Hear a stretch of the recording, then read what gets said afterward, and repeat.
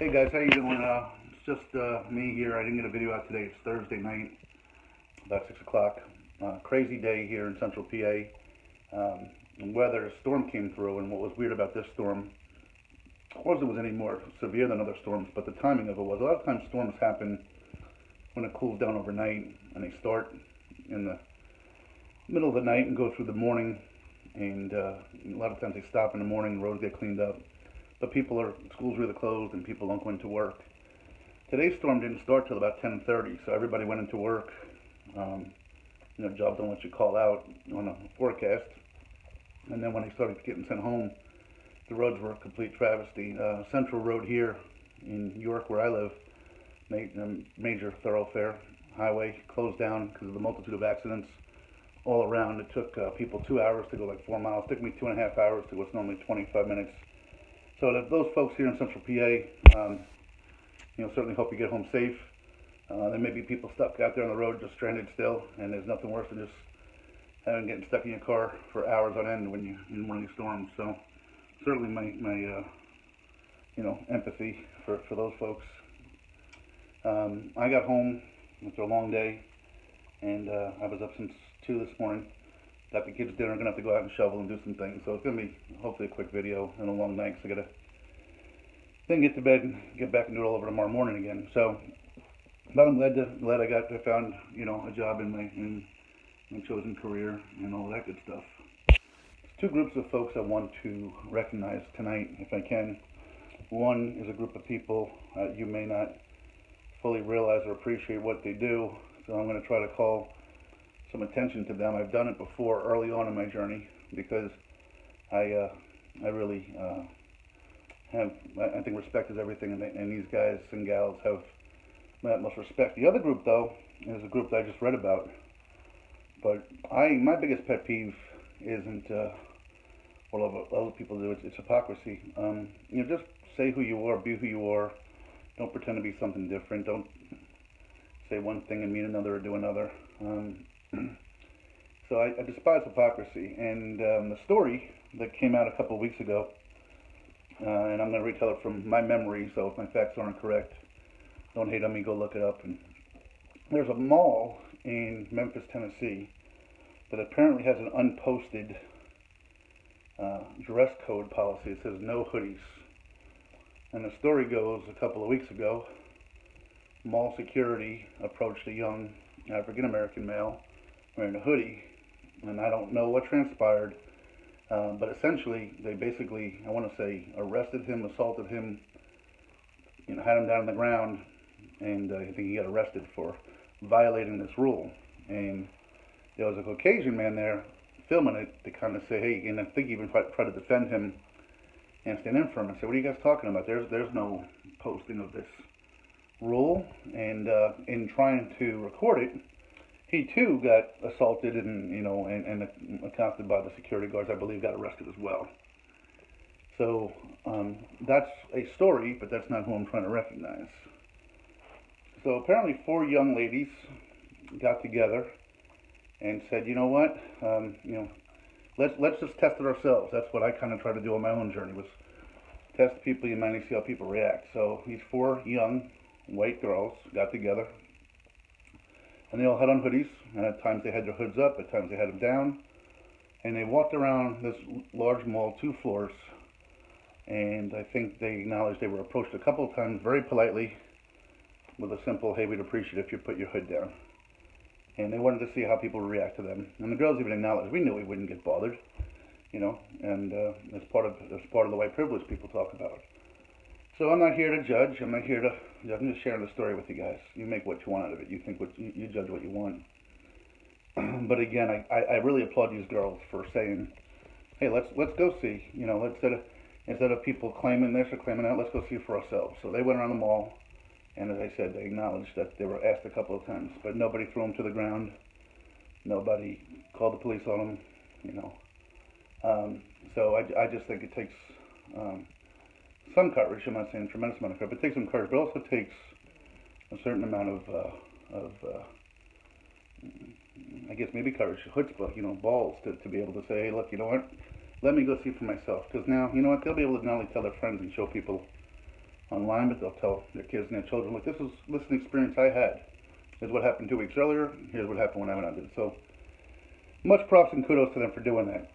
The second group of people, to those of you that don't know, and I'd like you all to, if you're care enough to follow me, listen to me, just keep this in the back of your mind.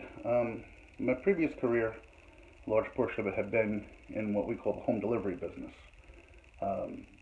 You go to a store and you buy a refrigerator, a washer dryer, you buy furniture, you buy big items that you can't take home with you. They get delivered to your home. Not by a UPS or a FedEx that just drops at your front step, but people that come deliver, install, assemble, hook up, whatever. Well, a lot of times I think, I'm not going to talk to you guys. I'm just going to talk for what I know. I have so much respect for what these people do. I promise you, when you go to any elementary school, junior high school, when they have career day, you don't have one person raising their hand and saying, I want to deliver refrigerators in 100-degree heat up 3 flights of stairs, or I want to deliver and go set up somebody's, climb up 2 flights of stairs and climb through 6 inches of snow to go get somebody, their sofa. So these people that do this, they don't do it for a lot of money. They're not ever going to make 6 figures doing this. It's a living. I'm not criticizing that by any means. But, we take people for granted sometimes is what we do. It's a job that, people aren't beating down the doors to say, hey, I want to deliver big goods and so forth. But the next part of it is that they don't have a lot of say in what they do. And as an example, today, there were 20 people that I manage for my customer that essentially were risking their lives. I don't know if they're all home yet. I'm just going to check in with them all still. But there were essentially 20 people risking their lives to bring me and you, something that we purchased. And, to those of you that maybe live in an area that, or live in my area, and it's not a day that's, dead snow, or still appreciate, what these folks do. I have so much respect for them. I wouldn't want my kids doing it.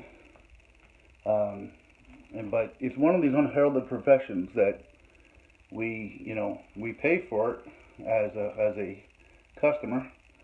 At the retail store, we pay for the delivery, so we're entitled to a certain thing. I get it.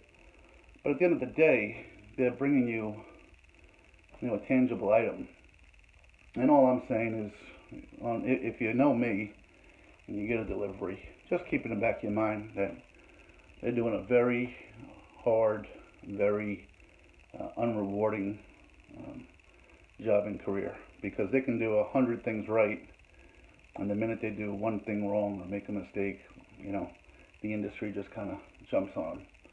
And again, it's not that it's unfair, because they know the deal when they get into it.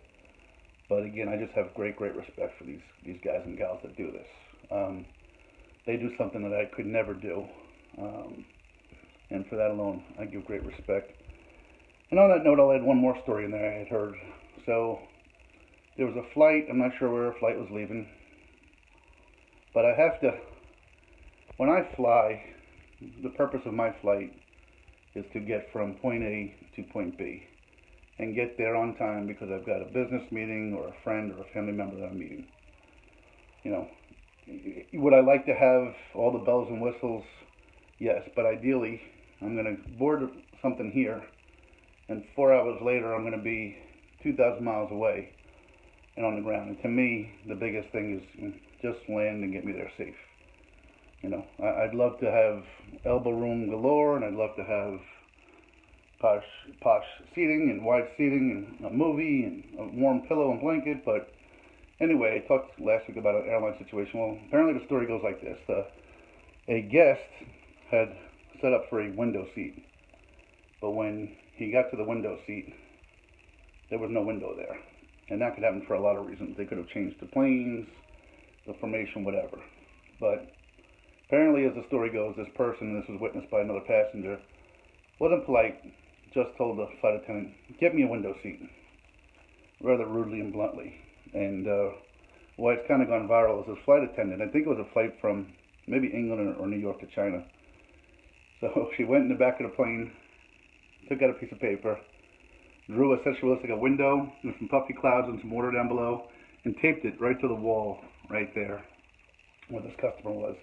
And didn't say much, didn't get upset, and it kind of went viral for how she handled it. And like I said, I just thought it was kind of great. Again, I'm all about perspective.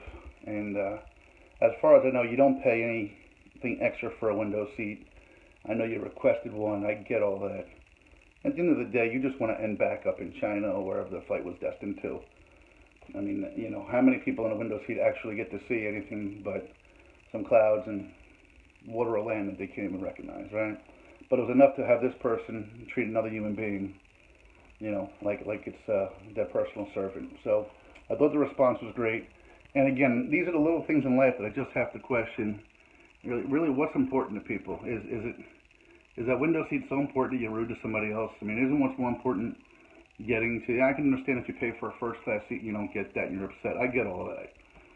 But at the end of the day, get where you gotta go, file your beef or your complaint, and go from there. So kudos to the 4 young ladies in Memphis, Tennessee that took it upon themselves to be able to say they walked it, they lived it, they learned it, they can speak of it firsthand. Much respect to everybody out there in the country that does home delivery for a living. It's not an easy position. It's it's one filled with lots of pressure, lots of deadlines, and frankly, not a lot of appreciation. So, and on a day out here in Central PA where literally, you know, these folks risk their lives to bring customers their goods, I take my hat off to them. So, kudos to them. And then again, you know, I question, you know, how important is a dang window seat to somebody to kind of be rude to somebody else? And kudos to the flight attendant for doing what she did. All right, I'm going to get out, do what I got to do. I got to get back to the book a little bit tonight too, so I want to try to get that done. But you know, since I started the job this week, it's certainly taken a good chunk of time away. But that's important too, and in fact, it's very important. And I appreciate the company believing in me and getting me on board. So it's a new company, not who I was with. And so that's an update on me. Some of my observations I share with you guys. I love yous. Have a great day. Be safe if you're out in the snow. Enjoy Phoenix where there's no snow, as it was pointed out to me earlier today online. And have a great day, guys. Take care. Love you.